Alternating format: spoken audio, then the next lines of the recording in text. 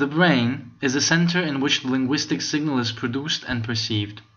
It is responsible for higher thought and the control of the bodily functions, picking up and sending information to the whole organism.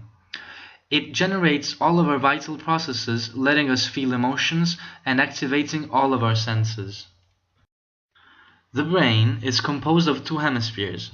The right hemisphere of the brain is destined to the creativity, to the imagination and the introspection, flowing without the usage of a rational thought.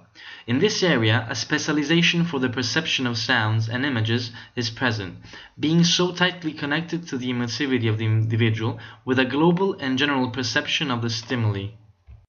The left hemisphere is responsible for the linguistic functions, mostly competent in the sequential ones and in the perception and management of the linear events, as for instance the concatenation of the logical thought. In this hemisphere, there are, as a matter of fact, two linguistic areas, the Broca area and the Wernicke area, both discovered during the 19th century. The Broca area is situated in the frontal lobe of the left cerebral hemisphere. Its functions are directly linked to the production of the language.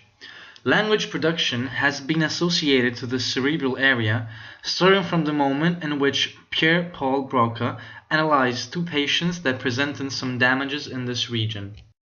The deficit in language production is known as Broca's aphasia or expressive aphasia, where the person loses the capability to articulate any type of language, both written or spoken. The Wernicke's area is a section of the brain's temporal lobe, and its functions are involved in language comprehension. Patients affected by the Wernicke's aphasia will be able to fluently connect words, but the phrases will lack of meaning.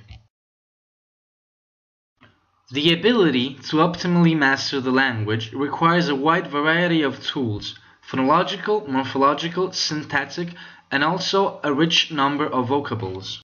One of the earliest scientific explanations of language acquisition was provided by Burrhus Skinner.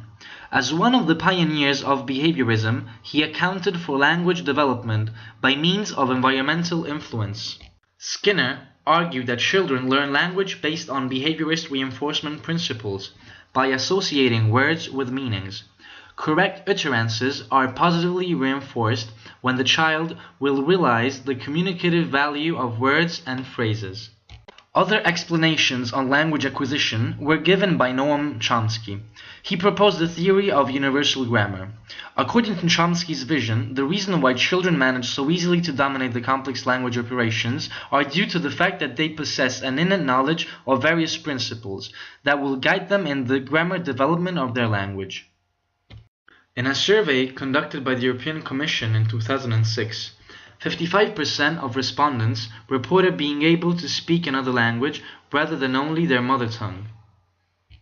In many countries, this percentage is even higher. For example, 99% of Luxembourgers and 95% of Latvians speak more than one language. Even in the United States, a country which is widely considered monolingual, 1/5 of the population over the age of 5 reported speaking a different language at home in 2007, an increase of 140% since 1980. 2 million Americans use another language in their daily life when they are outside of their proper home, when they are at work or in class. Europe and the United States are not the only countries. The Associated Press reports that up to 66% of children in the world is now growing up multilingual. Researchers have shown that the bilingual brain can have better attention and task-switching capacities than the monolingual brain, thanks to its developed ability to inhibit one language while using another. In addition, bilingualism has positive effects at both ends of the age spectrum. Bilingual children as young as 7 months can better adjust to environmental changes, while bilingual seniors can experience less cognitive decline. Another discipline that has a deep impact on our brain is music. Quoting the great German philosopher Friedrich Nietzsche, who once said, "Without music, life would be an error," we can understand even more how this art was always present in human history. Each culture always possessed its own sonority. Every human being constantly makes music even when he is not aware of it. It has often been suggested that a large part of the attraction one has towards this art derives from its emotional power. People tend to give importance to music because it expresses and induces emotions. Pleasure from music may partly stem from expectations that are based on musical regularities, and the way these expectations are fulfilled or violated, as the composition unfolds in time, as well as the tension experienced while waiting for this resolution. In fact, dopamine levels have been found to peak before the release of this tension created by music, that special moment in a melody that gives you the chills.